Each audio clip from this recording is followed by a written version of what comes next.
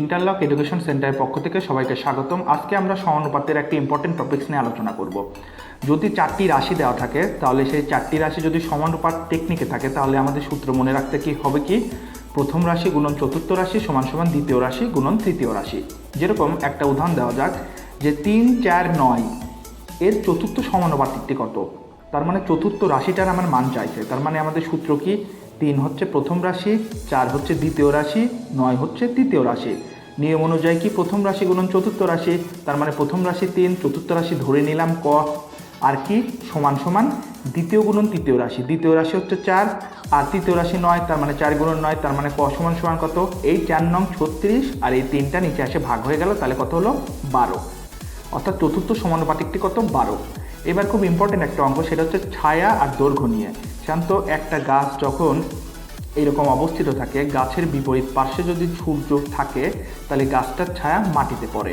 তাহলে এখন একটা গাছ যদি অনেক উঁচু হয়, সেই গাছটার উচ্চতা আগেকার যুগের মানুষ কিভাবে মাপত, সেটা কিন্তু ছায়া দেখে। কারণ গাছের উপরে কোনো গাছ যদি এখন 150-200 ফুট হয়, ওই গাছটা হেলিকপ্টার থেকে ফেতা নামায় কিংবা ওই গাছটার উপরে উঠে কিন্তু সেটার হাইট মাপা সম্ভব না।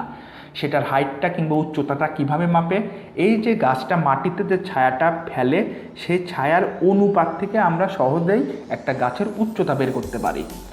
তো এক্ষেত্রে আমাদের মনে রাখতে হবে যে দৈর্ঘ্যটা ছায়ার সমানুপাতিক, অর্থাৎ গাছটা যত বড় হবে গাছটার ছায়াটাও তত বড় হবে। তার মানে কি দৈর্ঘ্য যত বেশি ছায়া তত বেশি। পদার্থের নিয়ম অনুযায়ী আমরা জানি কি সমানুপাতিক চিহ্ন তুললে একটা ধ্রুবক হয়, তার মানে কি দৈর্ঘ্য ভাগ ছায়া সমান সমান ধ্রুবক।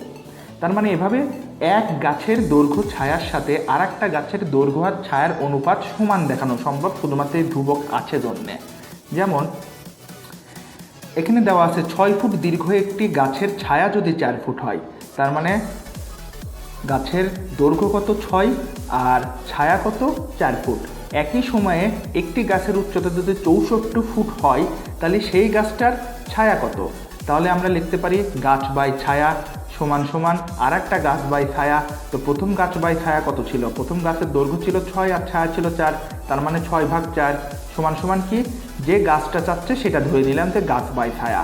তো সেই এই গাছটার উচ্চতা কত দেওয়া আছে 64, তার মানে এই গাছের পরিবর্তে আমরা লিখতে পারি কি 64 ছায়া সমান সমান এই যে 6/4, অর্থাৎ এই প্রথম গাছের ক্ষেত্রে যেহেতু আমরা অনুপাতগুলো সমান দিতে পারি, তাহলে 64 ছায়া সমান সমান 6/4 যদি হয় তাহলে ছায়া কত, যদি আমরা ক্যালকুলেশন করি 64 ছায়া সমান সমান 6/4, তাহলে এই 4-এর সাথে 64 যদি গুণ দেই আর এই এসের সাথে যদি 6টা গুণ দেই, তার মানে 6s সমান সমান 64 গুণন 4, তাহলে এস সমান সমান কত 64 গুণন 4/6। যদি আমরা এস সমান সমান বের করি, সেটা ক্যালকুলেশন করে দেখা যাচ্ছে কত ফিট 96 ফিট। অর্থাৎ গাছটার উচ্চতা যদি হয় 64 ফিট তাহলে গাছটার ছায়ার দৈর্ঘ্য হবে কত 96 ফিট। অর্থাৎ 96 ফিট যদি আমরা ছায়ার দৈর্ঘ্য মেপে পাই তাহলে গাছটার উচ্চতা হবে 64 ফিট। এইভাবে একটা বনে কিংবা পাশাপাশি একটা গাছ এবং তার ছায়ার অনুপাত থেকে ঠিক তার পাশের আর একটা গাছ এবং ছায়ার অনুপাত বের করা সম্ভব। অর্থাৎ আলটিমেটলি আমরা গাছের দৈর্ঘ্য আর ছায়ার দৈর্ঘ্যটাই নির্ণয় করলাম। ধন্যবাদ সবাইকে।